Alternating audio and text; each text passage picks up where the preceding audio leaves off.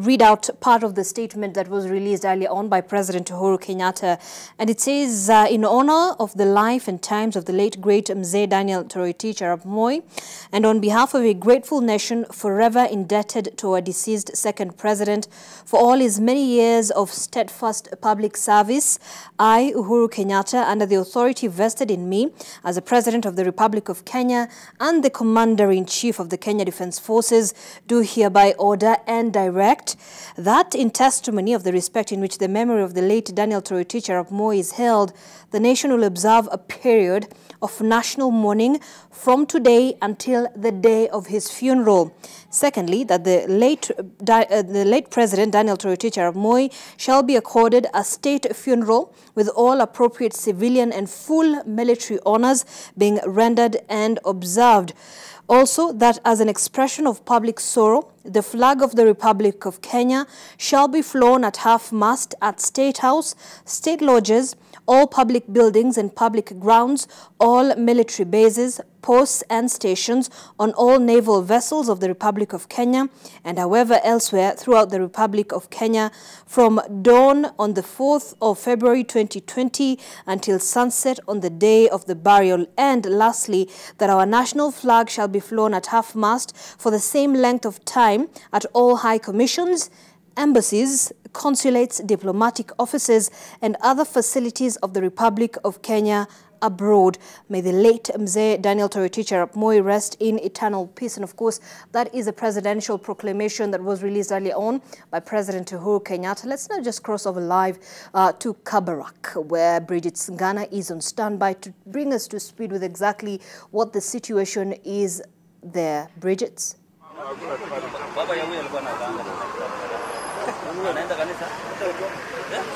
Well, we're still at Kabarak and just next to the Kabarak University, and this is the official residence of the retired late President Daniel Moi.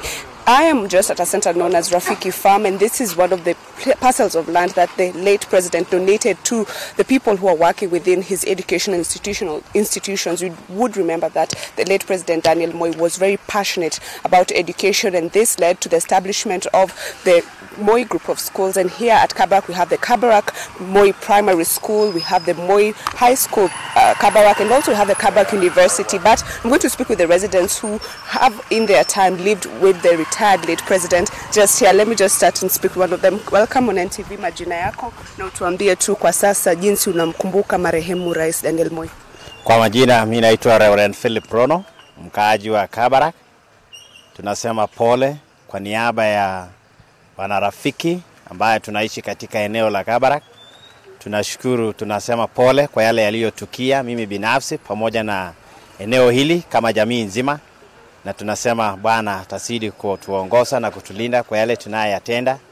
Tunasema pia pole kwa sababu ya jamii, watoto kwa hali hii ngumu ambao wanaopitia, lakini Mungu atawafariji. Tueleze tu historia ndogo kuhusu Rafiki Farm na vile marehemu rais aliweza kupatia watu waweze kuishi pale. Bas hapa Rafiki ndio tuweze kuitwa wanarafiki imekuwa kwa sababu ya Kabarak. Kabarak kilipochengwa na kuenea na kuwa katika sasa kiwango cha kufika katika university, ndipo jamaa tukahamia mahali hapa na eneo ya Rafiki kaweza kukua kwa sababu ya Kabarak High School na Kabarak University.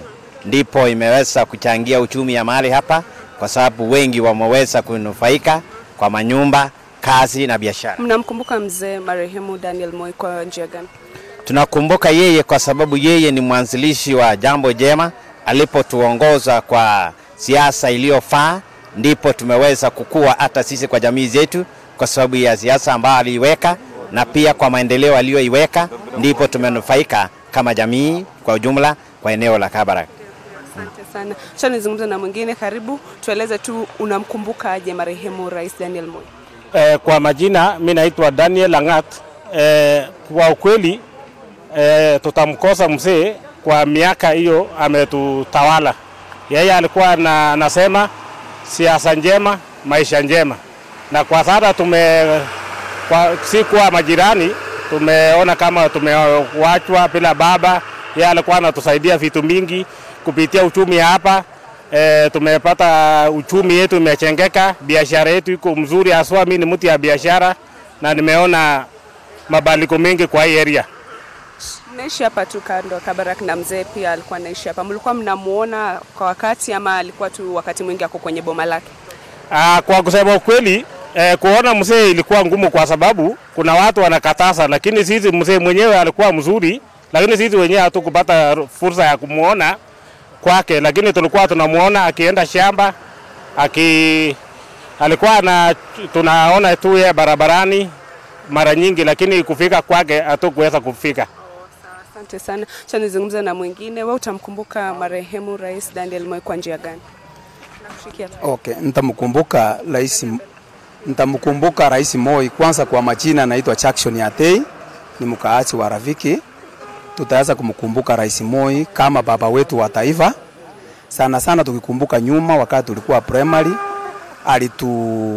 alituletea maziwa na tukakunywa. Kuna wengine ambao hatungeenda shule, lakini tuliposikia maziwa tukaingia shule, tukaanza kusoma mpaka saa hii. Na mimi kama mkaaji wa Rafiki ninamkumbukia Moi ni kwamba hapa Rafiki haingekuwa kama sio yeye, na bila yeye hatungekuwa hapa Rafiki.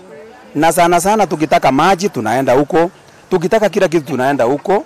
Kwa hivyo tumempoteza mtu ambao alikuwa kama mwavuli wa Rafiki hapa, ambaye tumesangaa kwamba tutakaa aje bila huyu mzee. Mungu amsaidie na Mungu ambariki. Na sana sana ako na watoto, tunajua ya kwamba kuna mtoto atakuwa na roho kama yake, ili tusipoteze roho wa Moi. Tuambie tu pia kwa ufupi utamkumbuka mzee aje? Mimi naitwa Robinson Rioba. Nilikuja hapa 2001, sikukuwa napata maji hapa, lakini nilikuwa natoa kwa mzee. Alafu kitu kingine ya pili, alisema tukikaa hapa hivi mkae kwa usalama, na ng'ombe alitupatia hapa. Kila mtu alipata ng'ombe hapa, na alituhusia 12,000 na ni masiwa. Sasa kitu nasema nimepoteza mtu wa maana katika hii hapa mahali niko, kwa sababu mimi ni Mkisii, nimetoka mbali na niko hapa. Alinisaidia maziwa, watoto wangu walikuwa nakunywa maziwa. Sasa mimi kitu maji ni hapa ni bure, sikukuwa nalipa pesa. Sasa hiyo ndio kitu nashukuru mzee, namwambia Mungu rest in peace mzee, rest in peace. Asante. Chanzungumza na mwingine, majina yako kwa ufupi na utamkumbuka mzee kwa njia gani? Kwa majina ni Samuel Marteu. Mimi ni mkaaji wa Rafiki. Mzee ninakumbuka kwa mambo mengi ambayo amefanya tangu tukiwa shule ya mzingi, tukiwa Baringo mpaka tumefika pale hapa tukahamia karibu na kwake. Ametusaidia kwa mambo mengi sana. Kwanza nakumbuka wakati nilipofika hapa, maji tunapata bure, tunapata maziwa, na shule hasa wakati imeanza hapa biashara ikanawiri. Rafiki hapa sisi tunakaa na amani. Mzee alikuwa anapenda mtu ambaye anapenda amani. Ninasema tu pole kwa jamii ya mzee na watoto wake kwa wakati huu ngumu. Asante sana. Utakuwa ufupi tu, utamkumbuka kwa njia gani na aliwasaidia kwa njia gani? Songa hivi. Nakushikia tu. Kwa majina naitwa Solomon. Mimi ni mkaaji wa hapa Rongai. Tangu nifika hapa Rongai nimekaa kuona mzee akitembea kutoka kwake akienda shamba yake, na nilikuwa nafurahia kama ningepata nafasi kumsalimia ningemsalimia, lakini sikupata hiyo nafasi. Na tunaambia familia na watoto wa Moi pole kwa kupoteza mzee. Uongozi ya mzee, hasa mimi ni mtu wa kutoka huko Baringo. Nikienda nyuma kidogo mpaka 1980s, nikisikia Moi kama anakuja, watu wote wanasanyana wanaenda kumlaki yeye, kumshangilia. So kumpoteza yeye ni kitu imeleta uzito sana. Na Moi alikuwa alikuwa mchangamfu, mtu kupenda watu, kupenda amani. Hata ukiona slogan zake ile ya kuandikwa peace, love and unity, ilikuwa muungano ya Kenya mzima. Na katika hata sherehe zake ilikuwa watu wanafunga maduka, wanafunga kazi zao na kwenda kwa sherehe zake. Ilikuwa mzuri sana. Yaani ukisikia raha ya Moi, kuna raha kamili. Sio kama saa hii ukisikia kama kuna kata mkutano au kuna mkutano, watu wanaenda shughuli zao. Ujumbe wako kwa familia? Ujumbe wako kwa familia ya marehemu?